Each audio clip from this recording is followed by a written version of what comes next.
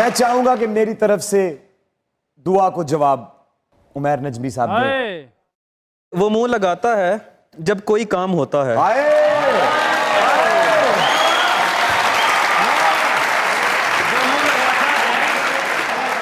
وہ منہ لگاتا ہے جب کوئی کام ہوتا ہے، جو اس کا ہوتا ہے سمجھو غلام ہوتا ہے.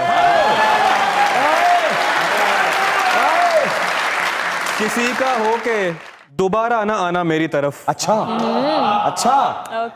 کسی کا ہو کے دوبارہ نہ آنا میری طرف، محبتوں میں حلالہ حرام ہوتا ہے.